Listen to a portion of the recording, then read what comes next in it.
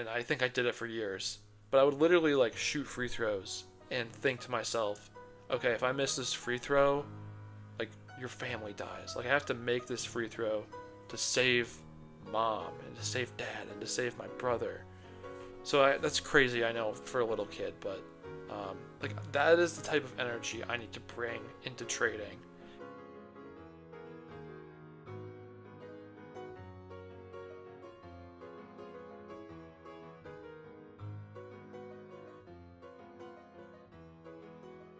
Hello, everybody. Welcome back to another video.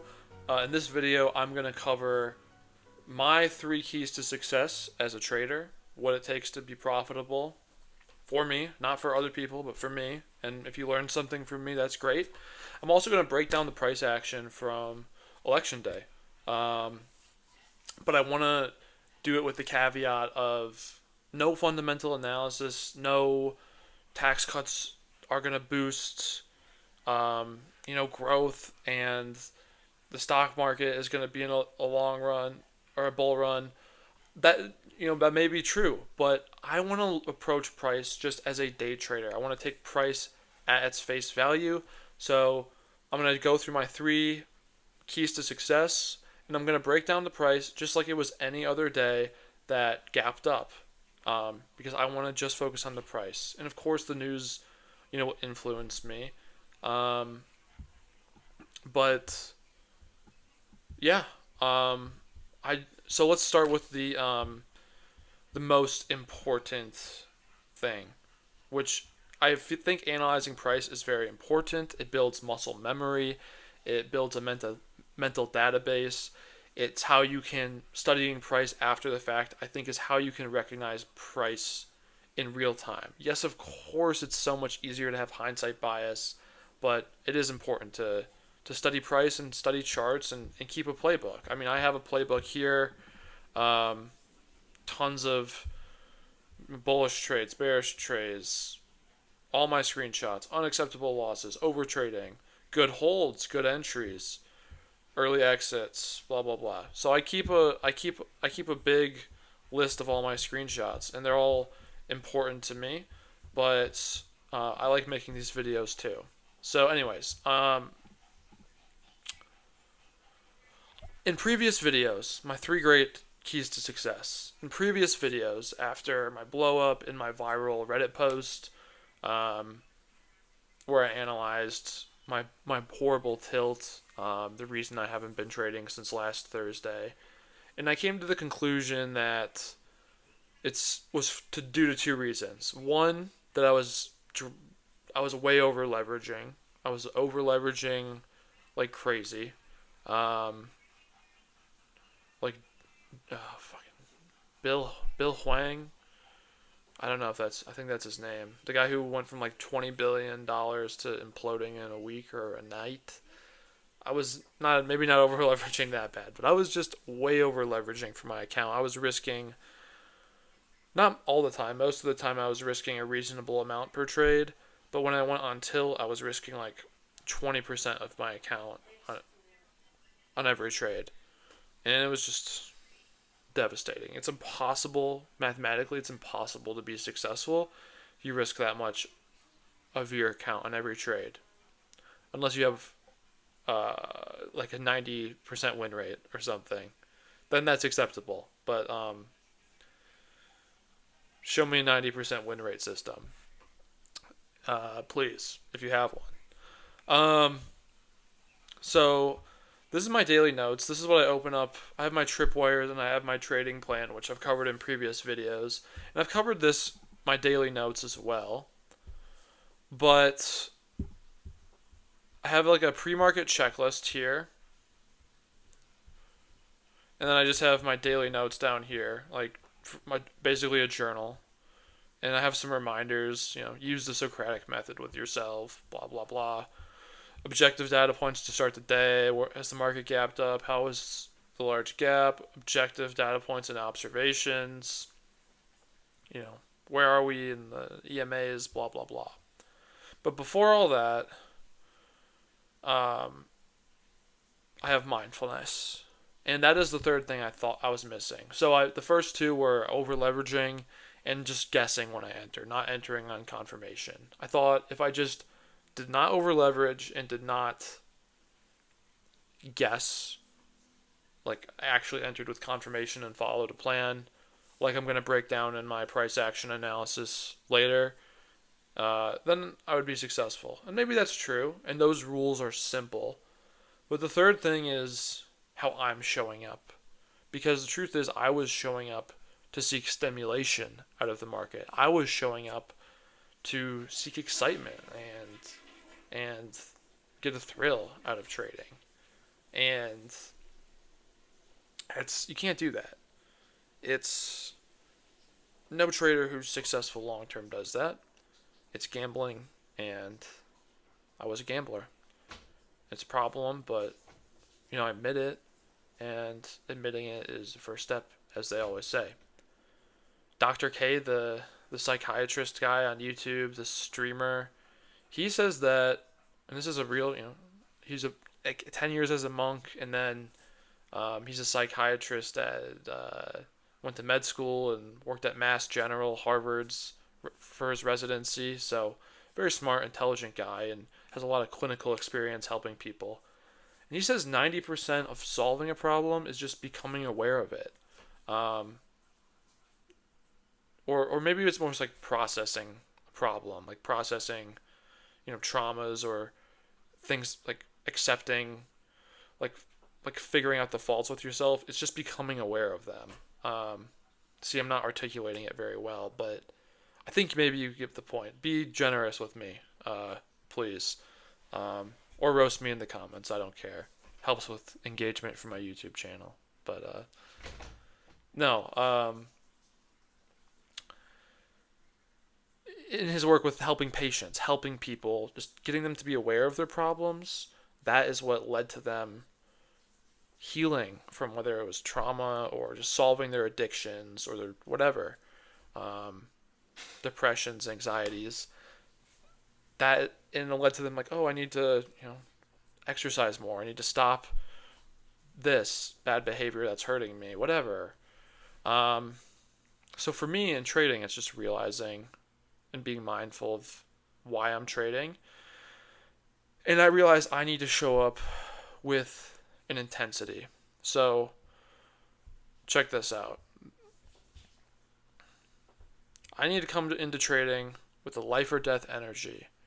The energy of an apex predator like a lion, an eagle, or a shark. The energy. So when I was a kid, when I was like in middle school, I was on the basketball team. And I would shoot practice free throws in my driveway. And I would like mentally, just all there by myself as like I don't know how old I was when I actually started doing this. Maybe I was like pretty young. Like maybe I was in like 3rd or 4th grade. And I think I did it for years. But I would literally like shoot free throws and think to myself, okay, if I miss this free throw, like your family dies. Like I have to make this free throw to save mom and to save dad and to save my brother. So that's crazy, I know, for a little kid, but like that is the type of energy I need to bring into trading, and I just need to think like,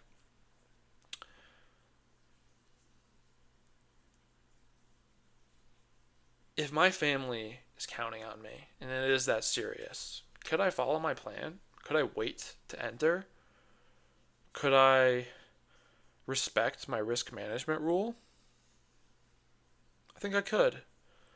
And that's why I think this emotional piece, this emotional management, this mindfulness, this will be what hopefully puts me over the edge. Because I have a system, I just need to trust it. And by being this intense about trading, I think I'll be able to be successful. One thing I want to edit here is the reality is 1 and 2 are easy. It's not easy. The reality is they're simple. But 3 is the most important and the hardest, is being mindful.